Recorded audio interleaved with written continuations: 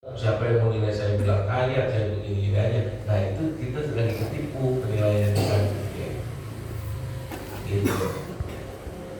Nah, kita terusin ya. Mengganggu batin, terus merusak niat. Nah itu niatnya dirusak. Niatnya dirusak.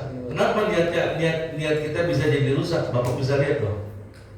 Niatnya mau udah bagus, tapi karena kagak sabar, nah rusak di situ Pak. Dia masih pengen cari sorotan, dia masih pengen cari validasi, dia masih pengen cari yang disanjung, dia masih pengen cari yang dilihat. Begitu Bapak tahu sampai di sono, hilang itu. Ya Allah, niat saya salah berarti. Gitu. Orang yang niatnya salah, orang yang niatnya nggak lurus, pasti dia akan dilimpahkan kelelahan, kecapean. Kenapa? Karena amal yang dikerjain punya beban yang berikutnya lagi. Beban apa itu? Ya ini salah satunya, beban sorotan, beban validasi. Gitu. Kayak tukang bangunan aja deh. Tukang bangunan habis rapi bangun, terus bayar, bersih, pulang dia tuh. Dia nggak perlu banggain, itu kan gue yang bangun, itu jadi beban buat dia. Padahal dia udah dibayar, udah habis. Jarang ada tukang bangunan yang ngomong, tuh kan gue pijit tuh, lalu mau dibayar, gitu. Ya kan? Apalagi urusan masjid. Nah ini masjid nih, ya kan? Anda bangun, Anda bikin dengan bangganya, Anda bilang, ini masjid gue yang bangun. Tukang kuli yang bangun. Emang ente yang bangun? Enggak. Yang gali cakarannya siapa? Ya kan? Yang bangun siapa itu jalan tol? Presiden. Bangunan. Ya enggak? Tapi begitu udah rapi dia banggain gitu. Enggak kan? Punya beban gak buat dia? Enggak. Tapi presiden atau orang yang bilang ini jalan tol baru saya bangun, jadi beban buat dia Pak. Karena apa? Karena habis rapi dia ngerjain, niatnya bangun, ada beban-beban berikutnya. Nah sama kayak kita juga gitu loh.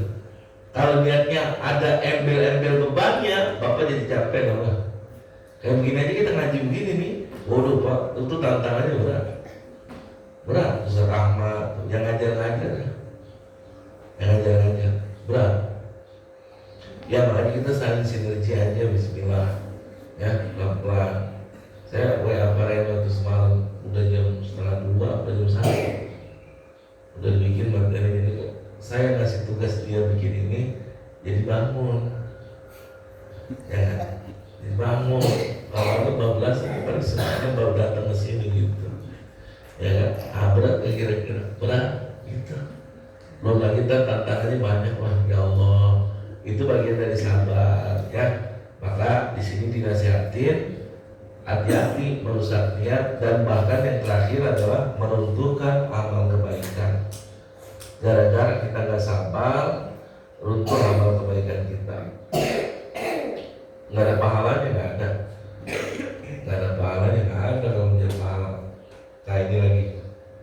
Ini udah yang tadi ya.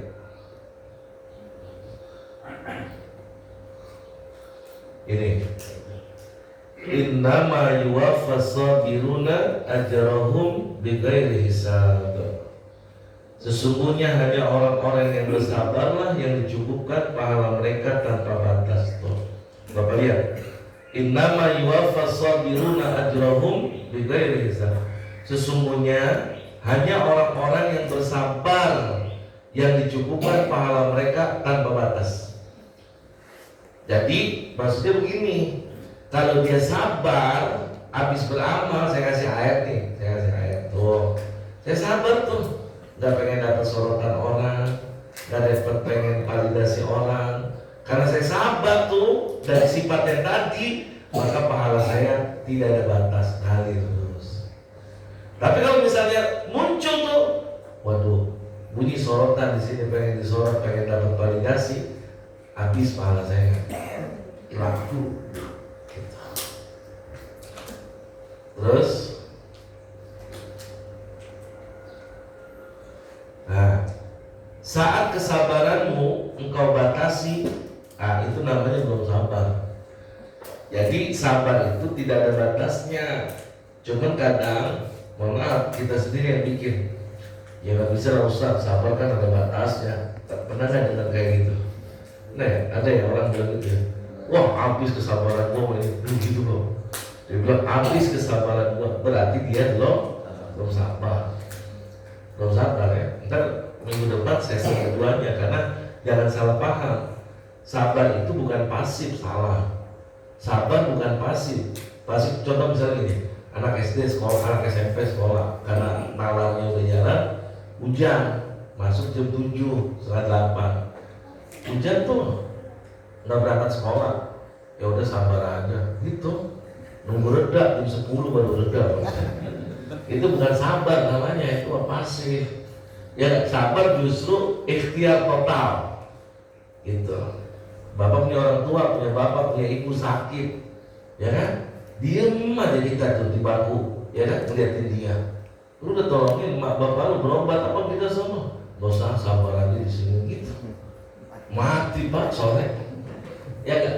Malah justru bapak bawa tuh ke Satria Medika, tapi di sana tetap dirujuk lagi, bawa ke Hermina, dari sana nggak bisa bawa lagi ke Cipto, muter lagi ke Singapura, gitu tuh. Nah itu, takut mati nih orang tua kita mati, gitu namanya sabar. Jadi sabar tuh gitu. Ya belajar sama, nah kita belajar nih hari ini udah masuk nggak dapet, besok ngaji lagi, gitu. Oh nggak masuk lagi, nggak ini ngaji lagi. Nah itu namanya sabar.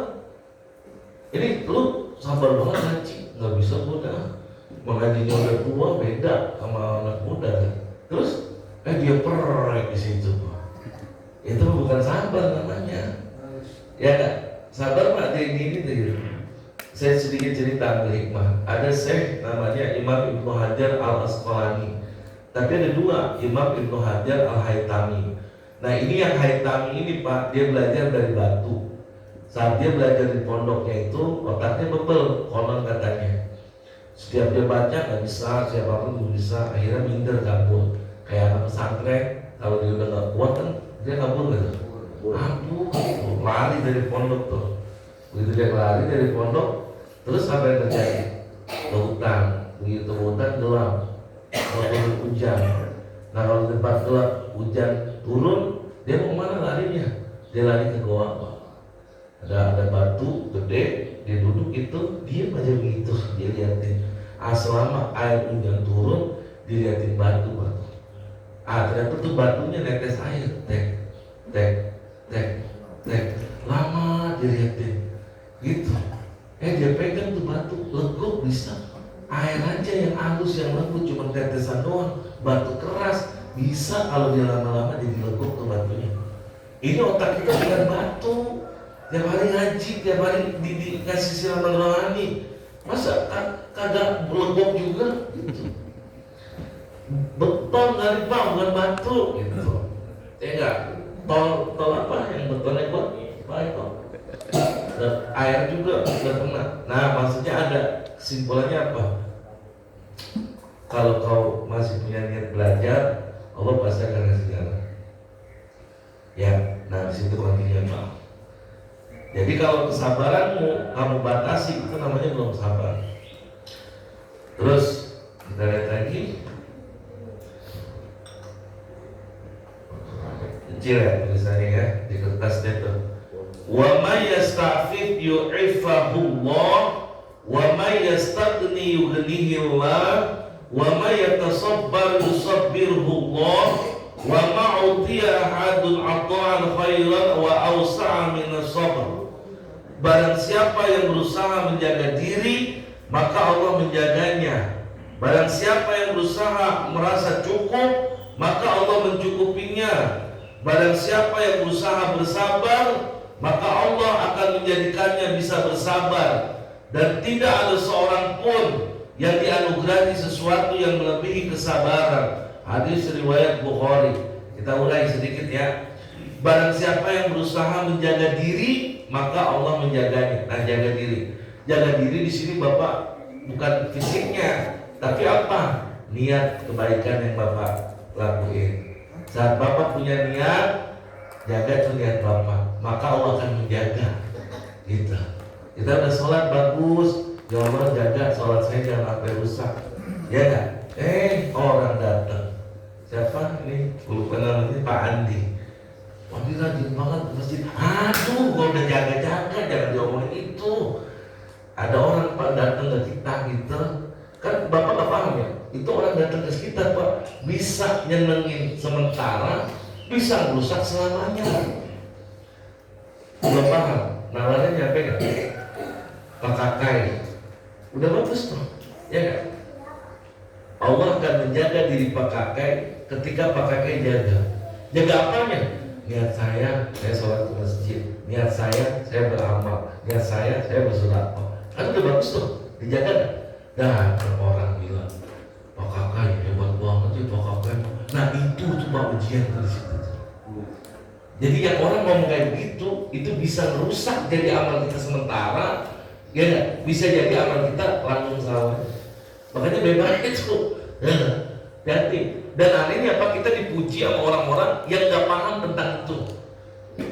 Maksudnya gimana? Nih contoh, kalau orang main bulu tangkis, yang puji yang agak paham bulu tangkis, dipuji, terus dia kira tuh, itu sebodoh-bodohnya orang.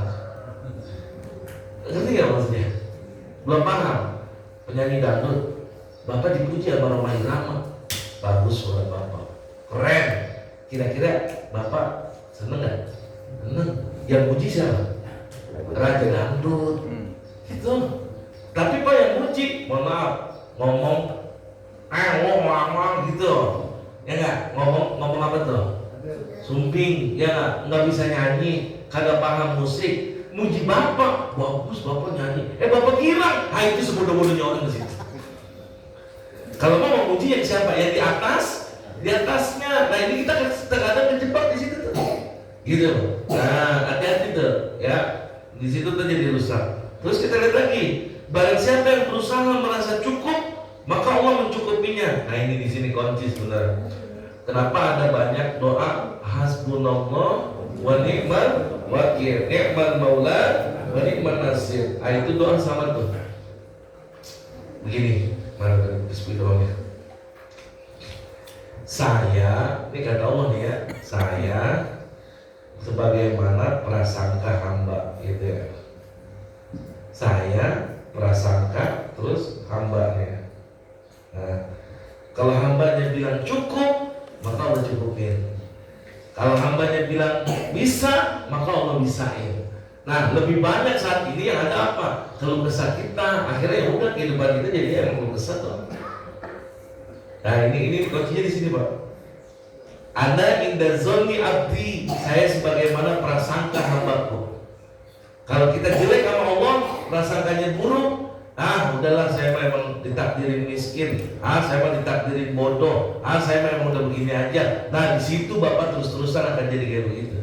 Karena dalilnya di sini jelasin, ya kan? Siapa orang yang merasa cukup, maka Allah akan cukupkan. Merasa cukup. Nah gitu. Terus barang siapa yang berusaha bersabar, maka Allah akan menjadikannya bisa bersabar. Tuh lihat. Jadi sabar itu sebenarnya bukan kita yang bikin. Bapak cuma ngejalanin, saya sabar, Allah yang kuatin sabar. Nah ini tema ini nanti pulang dari sini kita langsung alamin. Apa itu? Sabaran. Kena macet di jalan, ya berhadapan sama orang yang kadang pas kadang enggak. Nah itu langsung tuh.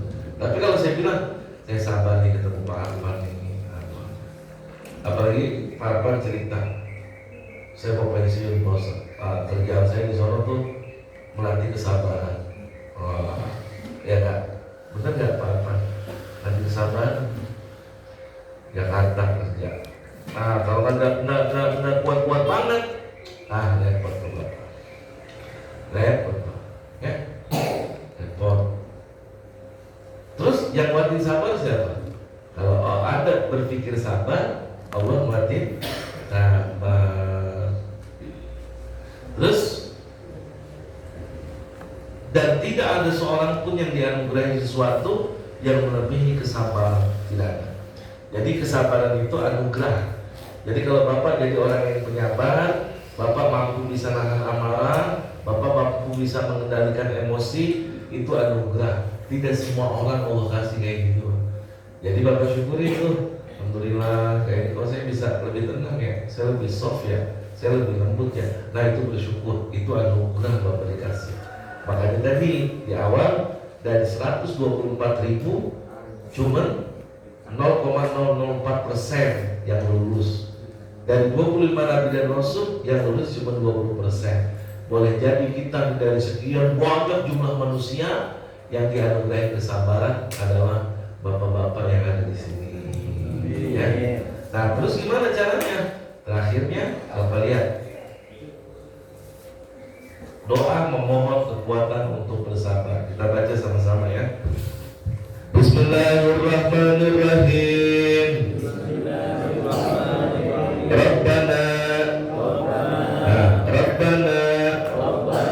Afriq alaina sabran wa tawaffana muslimin.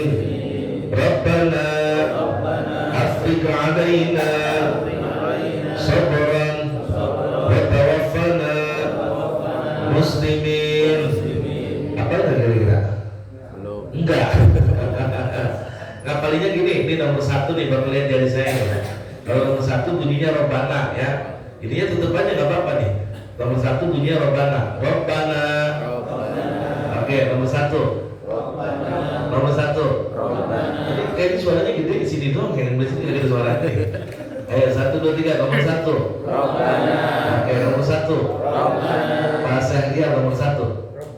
Oh pinter. Pak Widi nomor 1. Oh pinter. Ya nomor 1. Lo bisa. Pak Heri nomor 1. Oke, tambahin ya 2. Afrika alaina. Afrika alaina. Oke, nomor 2. Oke, nomor 2. Nomor 2. Nah, Pak Topik nomor 1. Oh, pinter. Pak Ari nomor 3. Belum. Itu langsung jawab aja. Pak Imam nomor 1. Oke, Pak Ali nomor 2. Ah, pintar. Pak Osman nomor 1. Nah, Pak Eko nunduk baik. Sini lihat dulu nomor 2. Aku dipanggil. Nomor 2.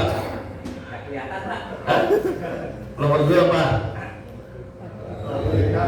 Afrika alaina gitu. Maka kalau ngaji begini, Bapak mohon maaf ya. Makanya kalau bapak-bapak ngaji baca Quran satu-satu, biasanya cepat. Satu cepat bubar, berhenti, tuh gitu kan. Cepat pulas dan jamaahnya hilang. Yang kedua, Afrika alaina. Nah, yang ketiga baru kita lihat tuh, sobron. Oke, Bapak Sadam yang ketiga. Pinter. Mas Tardi yang pertama. Robbana ya. Pak Anam 1, 2, 3. Rabbana Afriq alaina. Nah udah. Terus satu lagi. Sobron ya. Saya belum hafal nih yang satu. Pak Eko. Pak Eko nomor 1. Rabbana. Oke, Eko ini nomor 2. Kayaknya kebanyakan makan gizi bergratis nih. Afrika alaina. Pak Ang nomor 3. Sopiran.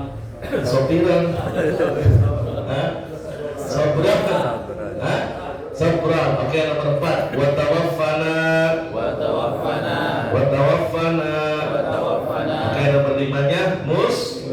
Oke, nomor 5-nya mus. Oke, 1, 2, 3. Lihat tangan saya Pak ya. 1, 2, 3. Muslimin. 05 Pak. 1, 2 mulai. Muslimin. Rabbana Afriq alaina sabran wa tawaffana muslimin. Oke, bisa ya, konsentrasi. Apa dulu yang dulu? Yang kedua apa? Afriq alaina. Nah, itu pinter. Rabbana Afriq alaina muslimin. Pinter ya. Ini mohon maaf Pak, ini bagian dari partisi puzzle di inian kita ya. Bapak jadi, oh iya ini apa nih? Kalau yang konsentrasi pasti tahu. Banyak Pak gitu ya. Oke, baca terakhir sama-sama semuanya. Rabbana afrigh alaina sabran wa tawaffana muslimin. Al-Fatihah. A'udzubillahi minasyaitonir rajim. Bismillahirrahmanirrahim. Alhamdulillahi rabbil alamin arrahmanir rahim maliki yaumiddin. Iyyaka na'budu wa iyyaka nasta'in ihdinas siratal mustaqim. Shiratal ladzina an'amta 'alaihim ghairil maghdubi 'alaihim waladdallin.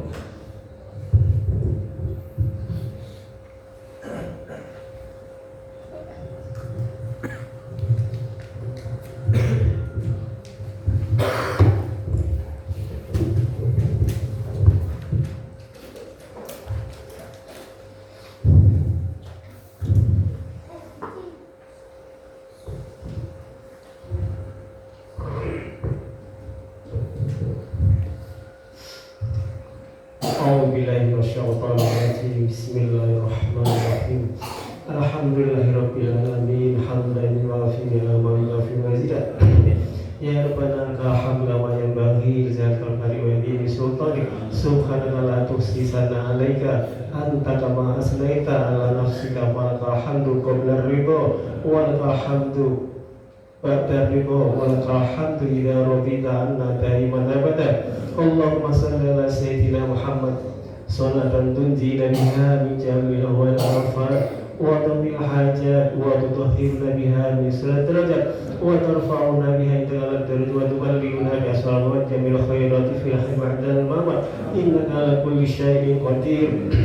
Allahumma arinal haqqa haqqan warzuqna ittiba'ahu wa arinal batila batila warzuqna ijtinabah. Allahumma inna nas'aluka ilman nafi'an wa amalan taqabbala wa rizqan halalan thayyiban. Allahumma inna na'udzubika min ilmin la yanfa' wa qalbin la yakhsha' wa du'a'i yusma' wa amalin la yunfa'.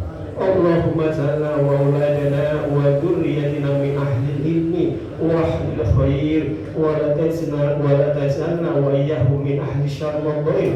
Allahumma arzuqna mutabatan nabi sallallahu alaihi wasallam awalan wa akhiran wa zahiran wa batinan wa qawlan wa fi'lan wa ta'atan wa ibadah wa amalan shalihan wa dah. Allahumma ahyina hayatil ulama wa bina bi mauti syuhada wa syurna yawmal qiyamah fi zumratil anbiya wa dakhilna jannata ma'al anbiya alaihi salam. Rabbana la tuzigh qulubana ba'da idh hadaytana wa hab lana min ladunka rahmah innaka antal wahhab. Allahumma inna ala dzikrika wa syukrika wa husni ibadatik. Rabbana awzi'na an ashkura ni'mataka allati an'amta 'alaina wa 'alal walidayna wa na'mal shalihan tarabbu wa adkhilna rahmatika fi ibadika shalihin.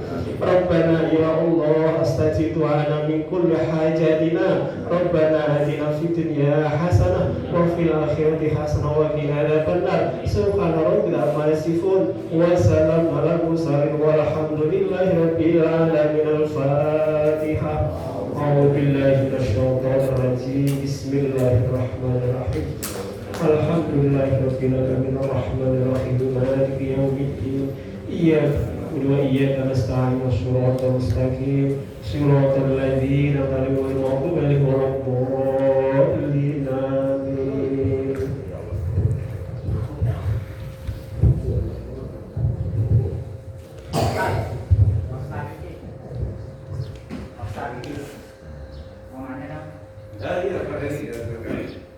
Perbedaannya sabar sama ikhtiar. Karena yang tadi bilang ikhtiar ketika contoh melakukan sesuatu, membawa pasien ke rumah sakit ABC itu kan kalau menurut saya pribadi itu kan ikhtiar. Nah, yang disampaikan seperti ini tadi kan sabar. Kenapa gimana? Perbedaan sabar sama ikhtiar. Sabar sama Ikhtiar. sama ikhtiar. Oh, sabar sama ikhtiar, ya. Kalau secara bahasa sabar itu ada yang ganggu, Pak. Ada yang ganggu. Sehingga pukulan pertama itu di dalam sabar. Tapi kalau ikhtiar nggak ada yang mengganggu, baru bisa jalan. Itu dulu yang harus dipahami. Jadi di saat Bapak berikhtiar, tidak ada gangguan tuh. Bahwa orang ke rumah sakit, ikhtiar gitu ya. Nah, makanya sebenarnya makna sabar sendiri pun adalah bagian dari ikhtiar totalitas.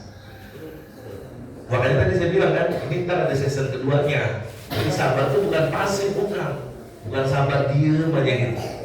Nah, terus kalau udah Bapak ikhtiar, kemudian di dalamnya terbentuk sabar. Buktinya apa? Bapak dagang, Bapak jualan, kan bentuk ikhtiar. Terus ada sabar di dalamnya? Ada sabar di dalamnya. Makanya tadi di awal, kalau kamu ingin selalu sama Tuhan, kuncinya itu bukan di dagang jualan bapaknya, tapi di sabar. Kok gitu? Contoh, Bapak jualan nih, jualan nasi pop, jualan apa? Jualannya nggak ada Allah di situ. Tapi saat Bapak jualan sabar, ada Allah di situ. Mana buktinya? Innallaha ma'as-sabirin. Bapak sholat di sini, Allahu Akbar, ikhtiar Bapak ibadah, ngerjain amal soleh, ngerjain ibadah, belum ada Allahnya. Tapi saat Bapak sabar, imam bacanya lama, ya enggak? Ya kan? Bapak sabar, jangan sampai ada pikiran masuk jelek. Bapak sabar, jangan sampai ada bunyi gak bagus. Di situ ada Allahnya. Bisa nggak bedain itu kalau kayak gitu saya jelasin? Jadi di saat sabar tuh lebih mainnya ke dalam tuh, gitu. Makanya kan di saat Bapak nih kayak contoh misalnya kita makan nih, Bapak makan nih, buru-buru tuh, ya kan? Ikhtiar Bapak makan, tenaga Bapak makan buru-buru, ya kan? Dan di saat buru-buru di situ tuh Pak, Bapak habis lagi makan tuh nggak ada kenikmatan. Tapi coba lihat dah, orang yang makan dia rasain teksturnya, dia rasain gurihnya, dia rasain ininya, sabar banget makannya tuh. Mohon maaf ya, bukan sabar lelet, bukan, tapi apa? Dia merasakan secara totalitas. Di situ ada Allah. Kenapa? Pasti dia ngomong tuh, ya Allah, alhamdulillah, tuh saya masih bisa makan. Kalau bahasa sekarang tuh namanya slow living. Ya, jadi hidupnya apa? Santai. Ya diselanin. Coba kali-kali Bapak pelan dah. Bapak jalan pelan, rasain jalan Bapak. Minum juga jangan langsung begini, rock minimal gini Pak Heri nih. Saya contohin ya, bismillah.